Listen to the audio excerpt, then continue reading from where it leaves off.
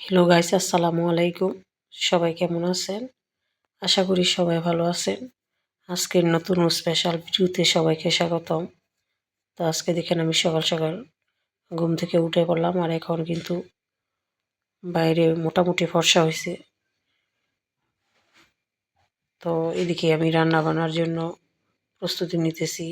তো সকালবেলা বাইরে দেওয়া আবহাওয়া আপনাদের সাথে একটু শেয়ার করলাম। তো ফাইনালি রান্নার জন্য চলে আসলাম রান্নাঘরে, আর এখন আমি পালং শাকগুলো কেটে নেব।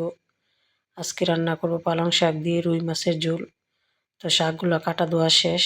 এ পর্যায়ে আমি কড়াইতে মাছগুলো ভেজে নিলাম।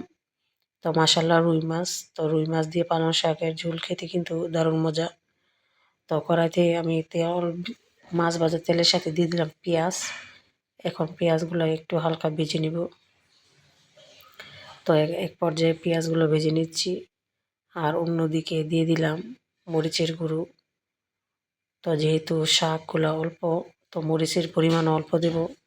আর এখন মরিচগুলো দেওয়া শেষ। এ পর্যায়ে দিয়ে দিব হলুদের গুঁড়ো। তো আমার হলুদ আর মরিচের কালারগুলো কিন্তু মাসাল্লাহ খুবই সুন্দর। তো ফাইনালি এই পর্যায়ে দিয়ে দিলাম লবণ আর দিয়ে দিলাম অল্প একটু পানি।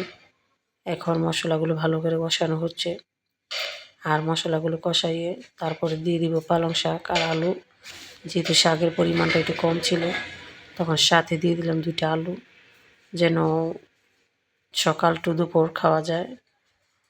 যেহেতু দুপুরবেলা আমরা স্কুলে চলে যাই আর রান্নার সময় পাই না, তো ওখান থেকে এসে তাড়াহুড়ো করে খাওয়া দাওয়া করতে হয়।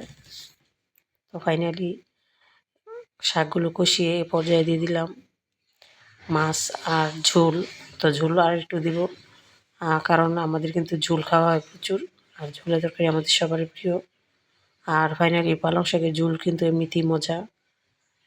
তো রান্না বান্না শেষ। তো এই পর্যায়ে নাস্তা খেয়ে চলে গেলাম স্কুলে। আর স্কুল থেকে আসার পথে দেখেন, আর আমি যে স্কুলে যাই ওই স্কুলে যাওয়ার পথে কিন্তু রাস্তা আছে। রাস্তা থাকলেও কিন্তু সহজভাবে যাওয়ার জন্য, মানে আমি যে দিক দিয়ে যাই ওই দিক দিয়ে যাওয়ার জঙ্গল আছে। তো ফাইনালি চলে আসলাম আমি বাড়িতে। তো এদিকে দেখেন আমার মা সিম গাছ আর পুঁই শাক গাছ লাগাইছে।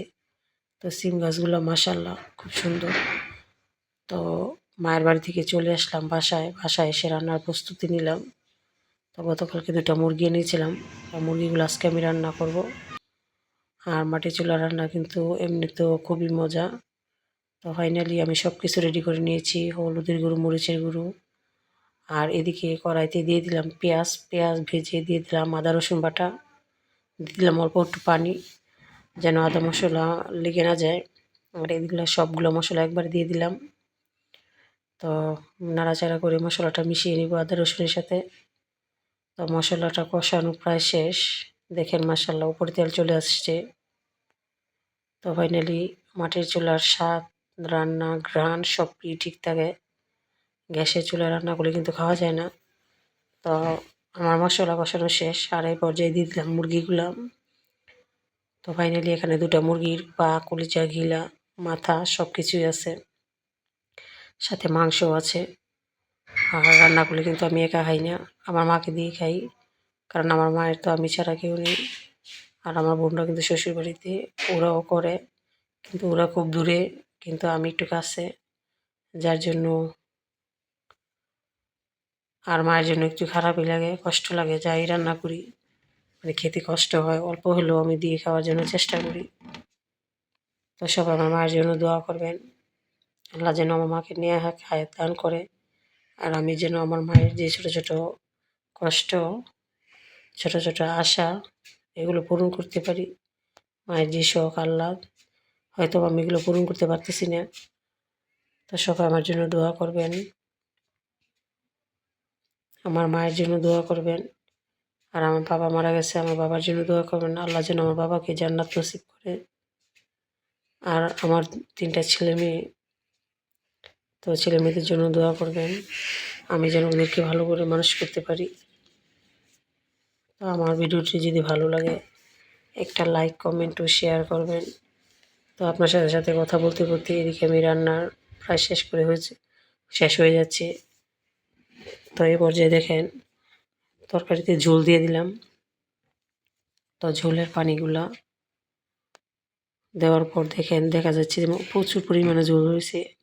আর ফাইনালি আলু বলতে কি আমরা আলু প্রচুর খাই, আলু না হলে আমাদের খাওয়াই চলে না। তো এখন দিয়ে দিলাম, নাড়াচাড়া করে ঢাকনা দিয়ে মিশিয়ে, তো এই পর্যায়ে আমি ঢাকনা দিয়ে ঢেকে রাখবো। তো আমার মেশানো শেষ। তো মাশাআল্লাহ তরকারি কালারটা কিন্তু খুব সুন্দর হয়েছে, আর খেতেও কিন্তু বেশ মজা হয়েছিল।